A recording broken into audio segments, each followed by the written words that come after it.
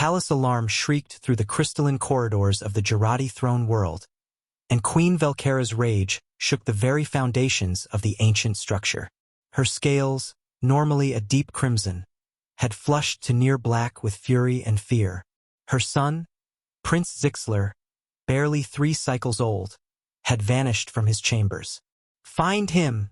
she roared, her voice carrying the harmonic undertones that made lesser species tremble. "Tear this palace apart if you must." 200 elite guards mobilized instantly, their weapons humming to life. The Jarathi were the most feared species in the Galactic Council, apex predators who had conquered 17 star systems through sheer military might. They did not lose their children. Commander Thrace, head of the royal guard, stood before his queen with his head bowed. "Your Majesty, we have one unusual report." "Speak, or I'll have your throat," Velkera hissed, her clawed hands flexing. "The human guard, Elsa Chen. She did not report for her shift change. Her quarters are locked from the inside." The queen's eyes narrowed to slits. Humans, those strange, soft creatures from the backwater world called Earth. They had been admitted to the galactic community only 2 decades ago, and their presence was still controversial. Velkera had hired a handful as guards as a diplomatic gesture. Nothing more. They were weak, fragile things. No scales, no claws, no natural weapons whatsoever. "Break down her door," the queen commanded, her voice dropping to a deadly whisper. "If she has harmed my son." The implication hung in the air like a blade. They found them in Elsa's modest quarters on the lower levels, far from the opulent royal chambers. The door crashed open, and 15 guards poured in with weapons raised, ready for violence. Then they stopped. Prince Zixler, the heir to the most powerful throne in 3 sectors, was curled up on the human's narrow bunk. His small form nestled against Elsa's chest. The human woman had one arm wrapped protectively around him, her other hand resting on his scaled back. Both were sound asleep. The prince's breathing was steady and peaceful. His small claws retracted. A half-empty bottle of what appeared to be warm milk sat on the bedside table, alongside a datapad displaying what looked like children's stories. Queen Velkera swept into the room moments later, her presence making the air itself feel heavy. She took in the scene with predatory eyes, her mind racing through possible explanations, possible betrayals. "Elsa Chen," she said, her voice a low growl. "Explain. Now." Elsa's eyes snapped open. For just a moment, there was a flicker of fear. Any sensible creature feared an angry Jarathi queen. But then she looked down at the sleeping prince, and her expression softened into something fierce and protective. "With respect, Your Majesty," Elsa said quietly, her voice barely above a whisper. "Let's take this outside. He just fell asleep." The audacity of it struck everyone silent. A human ordering a queen. Commander Thrace reached for his weapon, but Velkera raised a hand, stopping him. There was something in the human's eyes, something she recognized. She gestured for Elsa to follow her into the corridor, leaving 2 guards to watch the still sleeping prince. Once outside, Elsa stood at attention, though her eyes remained defiant. She wore simple guard fatigues, and even among the towering Jarathi warriors she looked impossibly small and fragile. Yet she did not flinch. "Explain," Velkera repeated. "Why my son is in your quarters instead of his own. Why you did not report this. Why I should not have you executed for abduction." Elsa took a breath. 3 hours ago, I was on patrol in the West Wing when I heard crying. Not the alarm, just crying. I found Prince Zixler wandering near the servant passages. He was alone and terrified. Impossible. His nurses were both unconscious in his chambers. I've already filed a report. They weren't harmed, but someone used a sleep agent.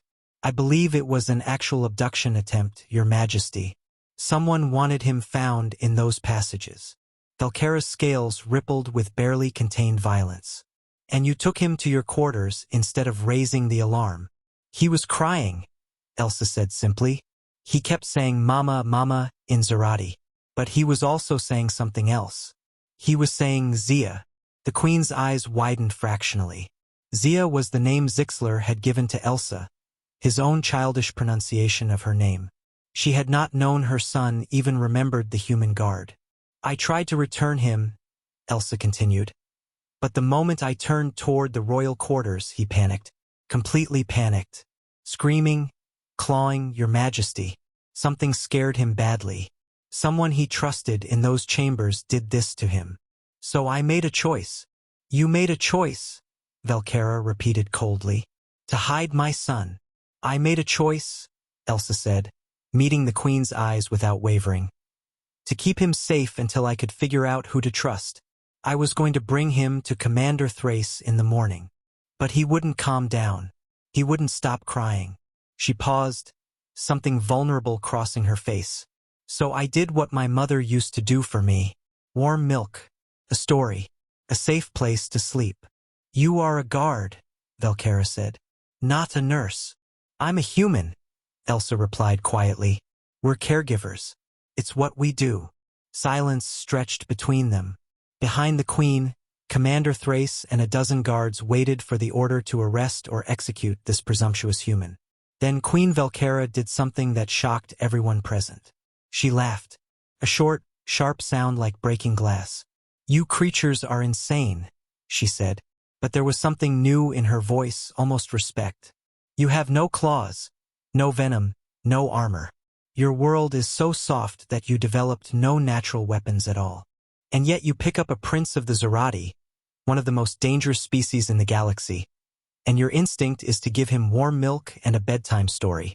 Yes, Your Majesty, Elsa said simply. Valkera studied the human for a long moment, her warrior's mind reassessing everything she thought she knew about these strange creatures from Earth. They were weak, yes. Fragile, certainly. But perhaps there were different kinds of strength. Come, the Queen said finally, turning back toward Elsa's quarters. Show me these children's stories that calmed the Prince of Zareth when his own mother could not. They returned to find Zixler still sleeping peacefully, his small chest rising and falling in a steady rhythm.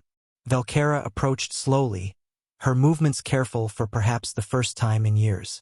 She looked down at her son, then at the datapad.